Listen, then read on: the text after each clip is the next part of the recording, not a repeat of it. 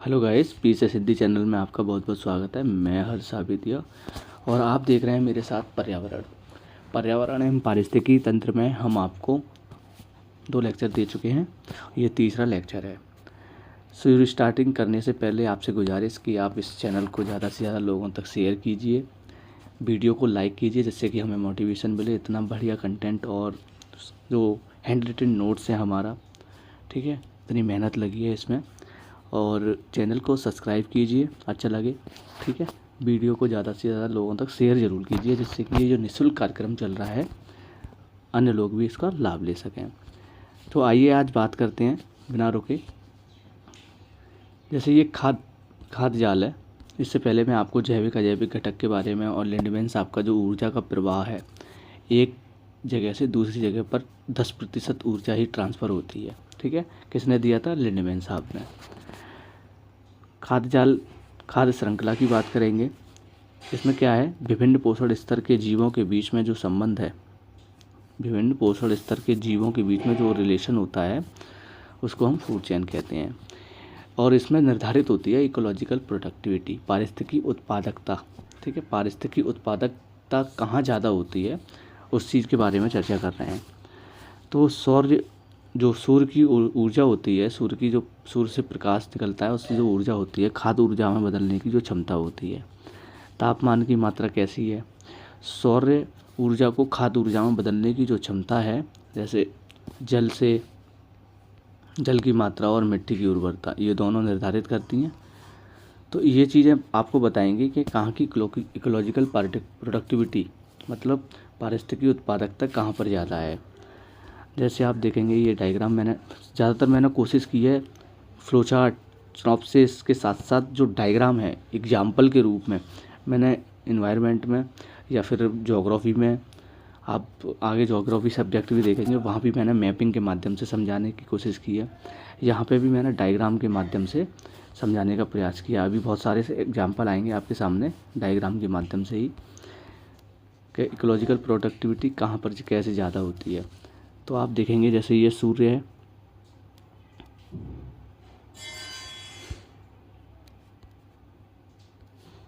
ये सूर्य है, देखो इक्वेटर पर जो सूर्य का प्रकाश है कैसे पड़ रहा है, डायरेक्ट पड़ रहा है।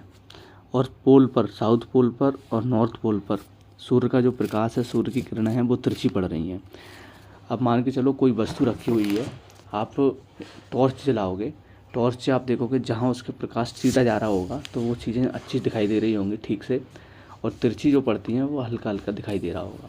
ऐसे ही सूर्य का है, जब पृथ्वी पर सूर्य का प्रकाश सीधा पड़ता है तो इक्वेटर पर विषुवतीय रेखा पर, और विषुवतीय रेखा पर कैसा होगा? टेम्परेचर अधिक होगा।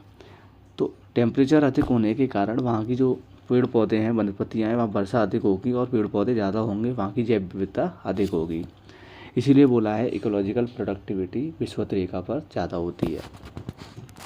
जैसे जैसे आप पोल की तरफ बढ़ोगे, कहने का मतलब 0 डिग्री अक्षांश से ऊपर की तरफ बढ़ोगे, ठीक है, नॉर्थ पोल की तरफ, तो वहाँ का टेम्परेचर धीरे धीरे आपको पता होगा फिर कम होता चलता है, कम होता जाएगा, सर्दी बढ़ती जाती है। कहने का मतलब जैसे ब्राज़ील एरिया है, न्यूयॉर्क है, ग्रीनलैंड है।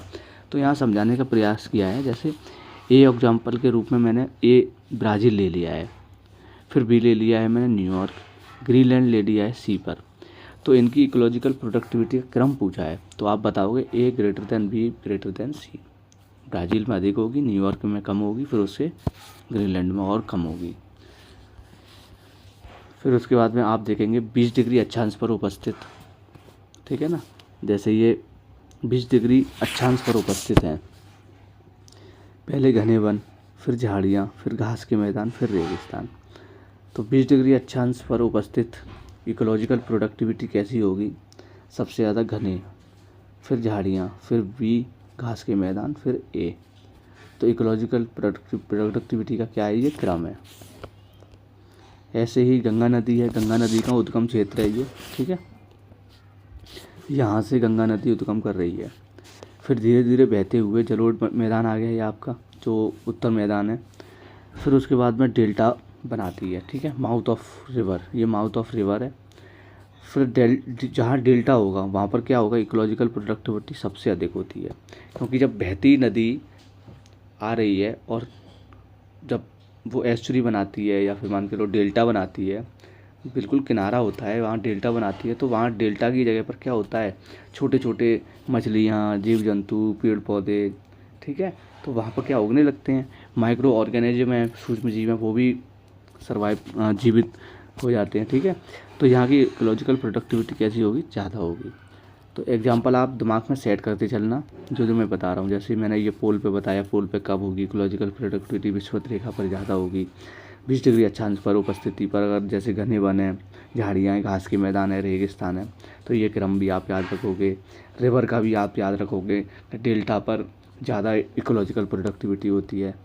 एग्जाम्पल के रूप में ऐसे ये है, जैसे आप देखेंगे ये भारत है, भारत के नक्शे में आप देखेंगे पश्चिमी है और ये आपका पूर्वी है, और पश्चिमी क्षेत्र में आप देखेंगे अपरदन से निर्माण होता है, ठीक है, किससे निर्माण होता है, अपरदन से। और इस मैदान का निर्माण मिट्टी के जमा होने से डेल्टाई क्षेत्र के कारण हुआ है, ठीक है। तो जो पूर्वी और पश्चिमी क्षेत्र है, तो इकोलॉजिकल प्रोडक्टिविटी यहीं पर ज़्यादा होती है, ठीक है। घने जंगल वन वगैरह पाए जाते हैं, आपको पता होगा। झील देखेंगे आप, झील में भी क्या होता है, किनारे पर इकोलॉजिकल प्रोडक्टिविटी अधिक होती है, क्योंकि मिट्टी और जल जब मिल रहा है, ठीक है, सूर्य का प्रकाश तो मिल ही रहा है, साथ साथ जो किनारा है वहाँ पर पानी कैसा है, रुक जाता है, तो यहाँ पर क्या है, वनस्पतियाँ, पेड़ पौधे उगने लगते हैं, और जो सूक्ष्म जीव होते हैं वो भी पनपने लगते हैं। तो बीच में इकोलॉजिकल प्रोडक्टिविटी कम होगी, लेकिन किनारे पर, झील के किनारे पर इकोलॉजिकल प्रोडक्टिविटी ज़्यादा होगी। ऐसे ही एग्जांपल आप ये भी देखेंगे,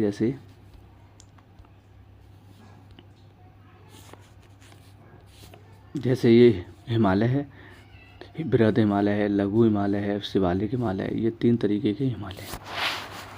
तो आप देखेंगे 600 मीटर बृहद हिमालय है, 6000 मीटर है, फिर लघु हिमालय 3700 से 4500 मीटर है, फिर शिवालिक हिमालय 1100 से 1200 मीटर पे है।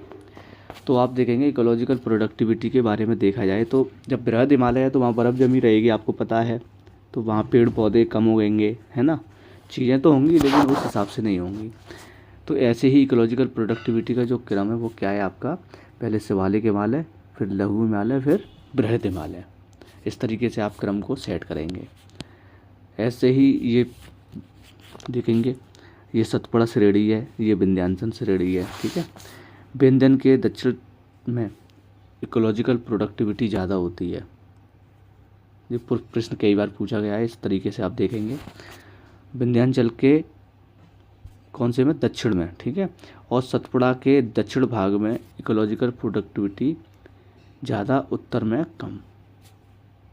तो आप इस तरीके से याद रखेंगे, जब वर्षा होती है तो वर्षा जो विंध्यांचल के दक्षिणी पहाड़ से टकराती है, ठीक है, और वहाँ पर वर्षा होती है, पेड़ पौधे वहाँ पनपते हैं।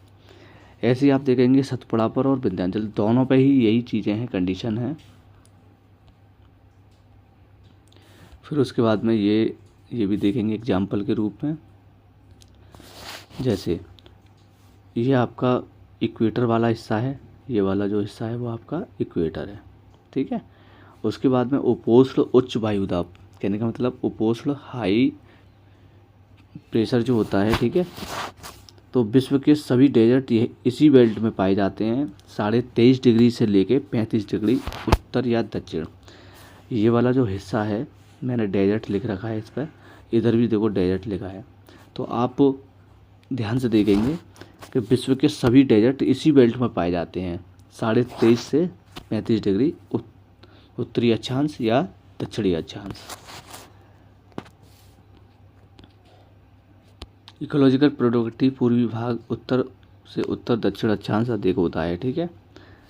तो ये भी देखेंगे आप, जैसे सहारा मरुस्थल है, ये कालाहारी मरुस्थल है, अफ्रीका ये कॉन्टिनेंट है, ठीक है, अफ्रीका महाद्वीप में जो सहारा मरुस्थल है, जो आपका पश्चिमी एरिया है, पश्चिमी भाग में आते आते हवा ड्राई हो जाती है, क्योंकि हवाएं इधर से चलती हैं पूरब से, हवा में नमी और पूर्वी भाग में टकराती हैं, टकरा के ही यहाँ बारिश कर देती हैं। बारिश करने के साथ साथ अब वो जो हवा है, ठीक है, वो पहले कैसी थी, पहले वो नमी थी उनमें, हवा में। जब वो टकराई पूर्वी साइड में, इसकी अफ्रीका महाद्वीप की बात कर रहे हैं, तो वो टकराएंगी पहाड़ से, तो वहाँ वर्षा कर देगी, तो जो हवा होगी वो सूख जाएगी, सूख के वो आगे निकल जाएगी, वो ड्राई हो गई, उसमें पानी नहीं है, अब नमी नहीं है उसमें। आगे जाएगी, आगे जाते जाते जाते वो गर्म हो जाती है, गर्म होने के बाद में, ड्राई होने के बाद में, तो पश्चिमी एरिया है जो आपका अफ्रीका महाद्वीप का, कैसा हो जाता है, ड्राई। तो उसमें नमी नहीं है हवा में, तो वहाँ बारिश नहीं होती है।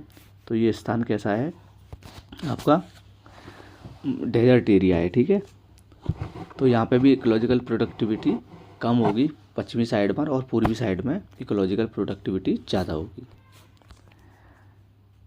फिर उसके बाद में देखेंगे विश्व स्तर में ईपी ओडम साहब ने 1959 में जो इकोसिस्टम था उसको प्राथमिक उत्पादकता के 3 स्तर में निर्धारित किया, 3 लेवल बताए। ओपी जो ईपी ओडम साहब हैं, ठीक है, ये भी विधिवेत्ता थे किसके, पर्यावरण के।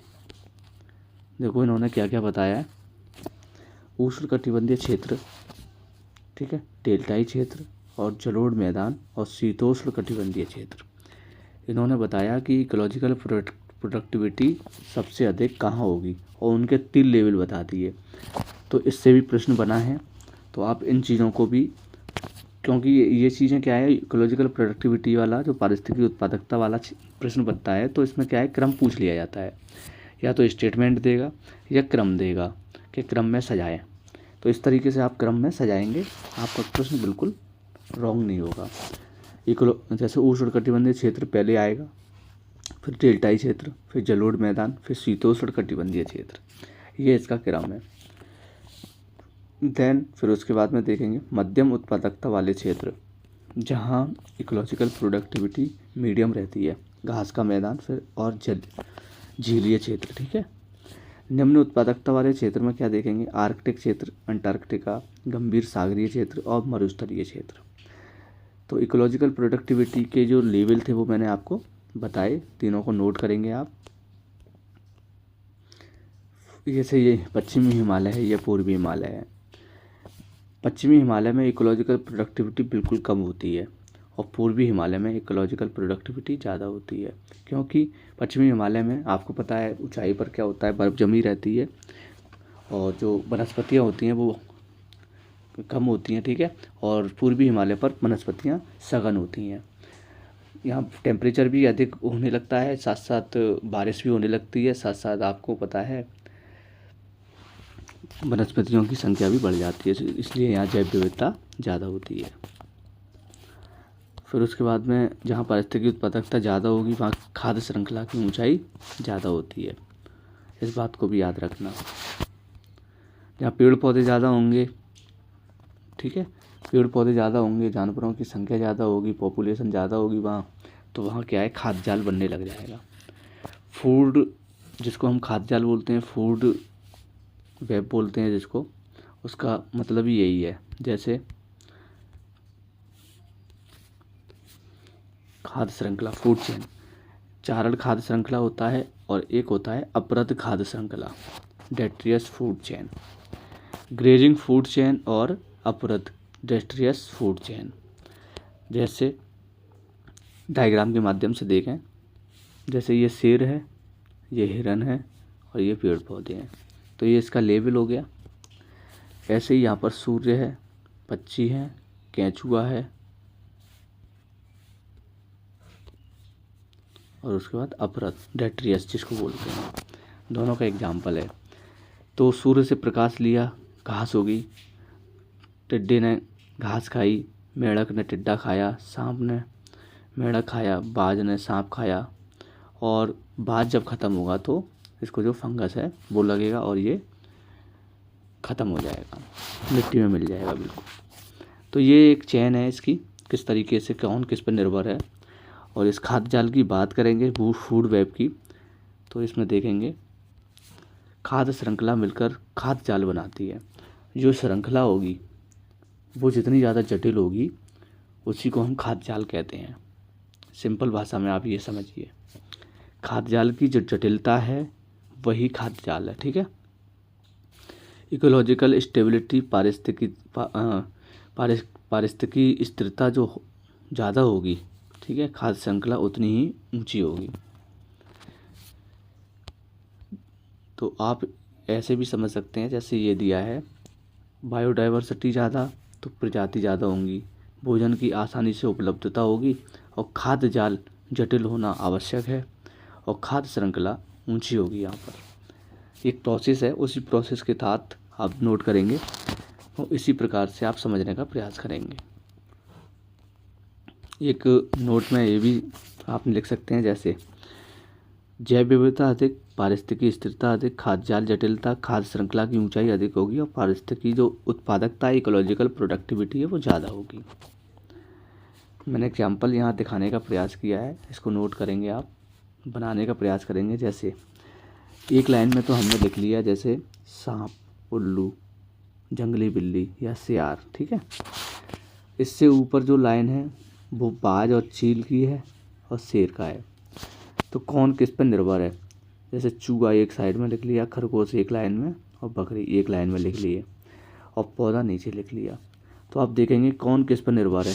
जहाँ जहाँ मैंने एरो घुमाया है उस एरो पे ध्यान देंगे आप। ग्रीन कलर से एरो है, जैसे खरगोश, देखो पौधा है, खरगोश खाते हैं इसको, चूहा भी खाता है और बकरी भी खाती है। लेकिन अब यहाँ पर देखेंगे सांप चूहे को भी खाता है, उल्लू को भी खाता है, उल्लू क्या चूहे को भी खाता है, जंगली बिल्ली चूहे को भी खाती है, जंगली बिल्ली खरगोश को भी खाती है, सियार बकरी को भी खाती है, सियार बकरी को भी खाता है। ठीक है। ऐसे ही बकरी को और सियार को शेर खा जाता है, जंगली बिल्ली को शेर खा जाता है, तो बाज और चील सांप को खा जाता है। तो ये क्या है, एक जटिल बन गया ना जो जाल है, फूड चेन जैसे चल रही थी। फूड चेन तो ये हो गई, ठीक है, फूड चेन तो आपकी ये हो गई, जैसे ये लाइन चल रही थी, ठीक है, ये वाली लाइन चल रही थी। अब एक दूसरे पर ये क्या है, निर्भर है। तो ये क्या है, चाल बन गया एक तरीके से, कोई किसी को खा रहा है, कोई किसी को खा रहा है। ये नेचर का नियम है, इन्वायरमेंट में पर्यावरण का नियम है ये। एक प्रजाति दूसरी प्रजाति पर निर्भर है।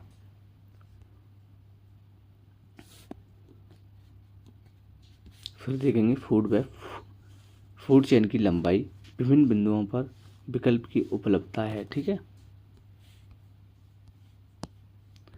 जैसे ये है निम्नीकरण और अनिम्नीकरण, डिग्रेडेबल और नॉन डिग्रेडेबल। इससे प्रश्न कई बार पूछा गया है। ठीक है। निम्नीकरण क्या होता है और अनिम्नीकरण क्या होता है? डिग्रेडेबल में क्या होता है, चीज़ें नष्ट हो जाती हैं, ठीक है, और उपापचयित हो जाते हैं, मतलब पच जाते हैं। नॉन डिग्रेडेबल में वातावरण में नष्ट नहीं होते हैं या उपापचयित नहीं होते हैं। जैसे प्लास्टिक है, प्लास्टिक को आप हजारों साल तक रख सकते हो, वो ना गलती है, ना सड़ती है, ना वो मिट्टी में मिलती है। तो ये चीज़ें समझाने का प्रयास किया है, तो आप समझेंगे इसको।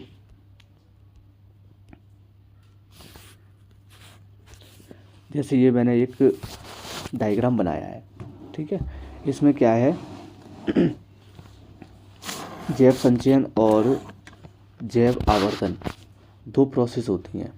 ठीक है। फूड चेन में नॉन डिग्रेडेबल का अंदर जाना, ठीक है, अनिम्नीकरण प्रदूषक, घटना घटने के जो कारण है अनिम्नीकरण का प्रदूषक है। ठीक है। बायो मैग्निफिकेशन जिसको हम बोलते हैं, इसको हम जैव संचयन बोलते हैं। जैव संचयन का मतलब ये है, इसकी डेफिनेशन है, प्रदूषक जल में घुलनशील होते हैं, जैविक सक्रियता कम होती है और गतिशीलता कम होती है। प्रदूषक केवल एक स्तर पर ही संचित होता है जैव संचयन में। जैव आवर्धन में क्या होता है, मैंने इंग्लिश में भी इसको लिख दिया है, देखो, बायो एक्यूमुलेशन और बायो मैग्निफिकेशन। इससे प्रश्न बनाया है, इसको बार बार इसलिए मैं नोट कराने का प्रयास कर रहा हूँ, आप लोग ध्यान दीजिए इसको। जैव आवर्धन क्या है, जैव संचयन क्या है, एक बार और देख लो आप इसको। प्रदूषक पॉल्यूटेंट जल में घुलनशील, ठीक है, जो पॉल्यूशन होता है वो जल में घुलनशील है। जैविक सक्रियता कम होगी और गतिशीलता भी कम होगी इसकी। प्रदूषक केवल एक स्तर पर ही संचित होता है। पॉल्यूशन तो हो रहा है लेकिन वो मिल जा रहा है, वो पच जा रहा है, कहने का मतलब ये है। जैसे कहने का मतलब आप लोग जैसे किसी नदी में हम लोग खाना बनाते हैं अपनी किचन में, किचन का खाना नाली के माध्यम से जाता है, तो लेकिन एक लेवल तक तो जा रहा है लेकिन वो नष्ट हो जा रहा है बाद में, ठीक है, क्योंकि जो खाने की चीज़ें हैं वो आपको पता है डिग्रेडेबल है। और नॉन डिग्रेडेबल का मतलब ये है प्रदूषक ऊपर की ओर गतिशील होता है। जैसे जैसे खाद्य श्रृंखला में ऊपर के स्तर पर जाते हैं प्रदूषक की सांद्रता कंसंट्रेशन बढ़ने लगता है, ठीक है।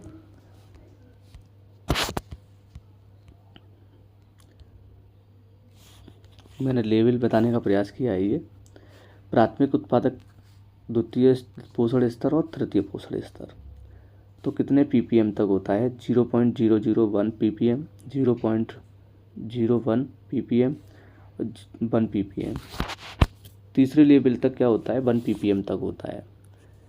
जैव आवर्धन की जो शर्त है वो देखें, ठीक है, जिसको हम बोलते हैं मैग्नीफिकेशन, बायो मैग्नीफिकेशन।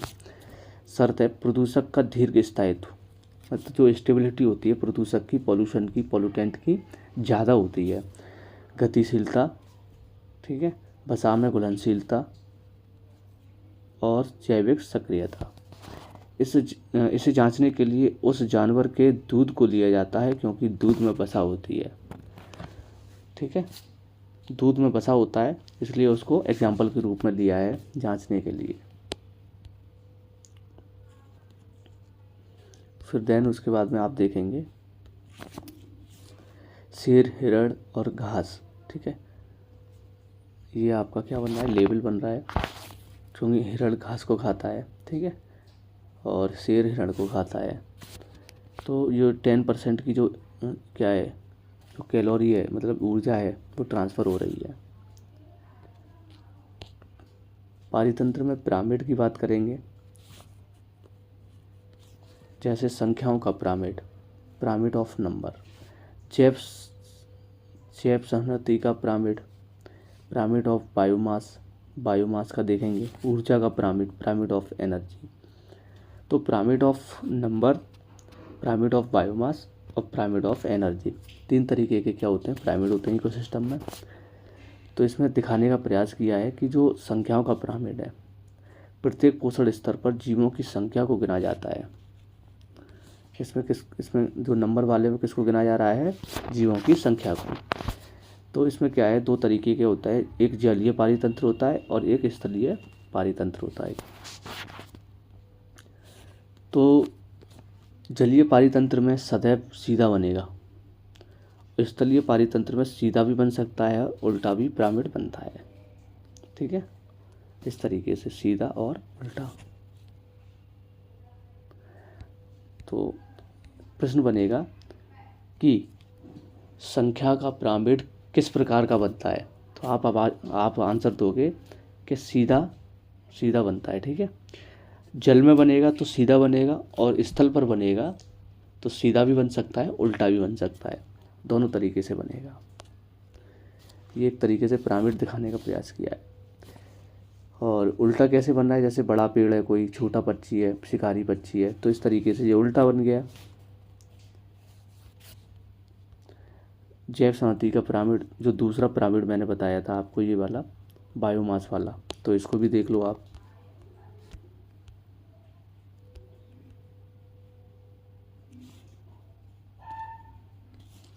प्रत्येक पोषण स्तर पर शुष्क भार का मापा जाता है। कैसे? शुष्क भार का मापा जाता है। स्थल पारितंत्र और जालीय पारितंत्र, इसको भी देखेंगे। सदैव सीधा और सदैव उल्टा, ठीक है। संख्या में क्या हो रहा था? संख्या में जल का सीधा बन रहा था, ठीक है, और स्थल का उल्टा सीधा दोनों बन रहा था। और इसमें बायोमास में आपका स्थल का सदैव सीधा बनेगा और जल का सदैव उल्टा बनेगा। तो आप देख सकते हैं, जैसे ये घास है, हिरन है, शेर है, तो ये सीधा बन गया। उल्टा बिल्कुल इसको पलट दो, उसके बाद में जैसे फाइटोप्लैंक्टन होंगे सबसे पहले, फिर छोटी मछलियाँ होंगी, फिर बड़ी मछलियाँ होंगी। ये जल का उल्टा बन गया। देन ऊर्जा का, एनर्जी का भी देख सकते हैं आप। ये पिरामिड पूछे जाते हैं, प्रश्न पूछे गए हैं। मैं इसमें जो भी चीज़ें करा रहा हूँ आपको बहुत इंपॉर्टेंट चीज़ें हैं, इनसे प्रश्न बने हैं। नहीं है तो आप प्रीवियस ईयर के प्रश्न देखोगे तो उसमें देखने को मिलेंगे आपको। ऊर्जा का पिरामिड देखेंगे, सदैव सीधा बनता है। इसका कैसा बनेगा? सदैव सीधा बनेगा एनर्जी का। ऊर्जा की दिशा केवल एक ओर होती है। ऊर्जा का चक्र नहीं चलता है, इसका कोई चक्र नहीं चलता है, एनर्जी आगे के लिए ट्रांसफ़र होती है। ठीक है, जब मैंने बताया था लिंडमैन सामने जो नियम दिया, एनर्जी एक से दूसरे के लिए ट्रांसफ़र होती है, वो भी कितनी होती है? 10% होती है। बाकी का खर्च किस में होता है? श्वसन में, भोजन पचाने में, चीज़ें उसी में खर्च हो जाती हैं 90%। तो इसमें देखेंगे आप, ऊर्जा का पिरामिड निम्न बातों पर निर्भर करता है। जैसे व्यष्टि है, व्यष्टि द्वारा कितनी ऊर्जा ग्रहण की जाती है। उपापचय मतलब मेटाबॉलिज्म में खर्च होने वाली ऊर्जा। तीसरा है उत्सर्जित अपशिष्ट पदार्थों में बची ऊर्जा की मात्रा। ठीक है, ये सारी चीज़ें हैं। व्यष्टि द्वारा कितनी ऊर्जा, मतलब व्यष्टि का मतलब है कोई व्यक्ति है या कोई स्पीसीज है सिंगल, तो वो कितनी ऊर्जा ग्रहण कर रही है। ठीक है, और उस ग्रहण करने के बाद कितना मेटाबॉलिज्म का मतलब है उपापचय, पचाने में कितना खर्च हो रहा है, सांस लेने में कितना खर्च हो रहा है, वही सारी चीज़ें इसमें बताने का प्रयास किया है।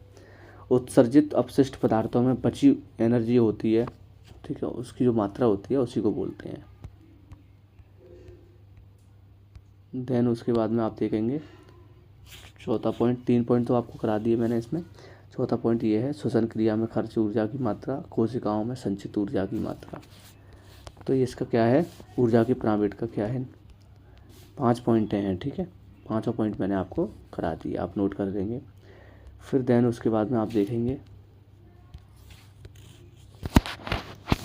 ये उत्पादक है। ठीक है, मैंने आपको ये पहले डायग्राम मैंने आपको पहला हल्का सा मैंने समझाया था। जैसे उत्पादक ये सूर्य है, सूर्य से प्रकाश मिल रहा है उत्पादक को, पेड़ पौधों को हीट जनरेट हो रही है। ऐसे ही उपभोक्ता है, यहाँ पे भी हीट जिसको हम, ठीक है, फिर ये अब यहाँ से अपघटन कर रहे हैं, ये पोषक तत्वों में मिल जाते हैं। तो ये प्रोसेस, ये साइकिल चलती रहती है। ठीक है, ये न्यूट्रिशन फूड है, इसका मतलब ये है। रेड कलर से जो दिखाया है वो एनर्जी है, और न्यूट्रिशन वो आपको मैंने ब्लू कलर से दिखाया है। तो आप डायग्राम को देख के समझ सकते हैं, बना सकते हैं। फिर उसके बाद में पारितंत्र के घटक, जैविक अजैविक, ये मैंने आपको कंप्लीट पूरे डिटेल में कराया है। तो ये अंतर्जातीय संबंध जिसको इंटर स्पीसीज रिलेशन, और अंतर्जातीय संबंध इंटर स्पीसीज रिलेशन, इसको हम कल नेक्स्ट चैप्टर में कराएंगे। अब फिर थोड़ा सा और रह गया है ये। ठीक है, आज इसको इतना ही रखते हैं। आप ज़्यादा से ज़्यादा लोगों तक शेयर कीजिए इसको। ठीक है, थैंक यू।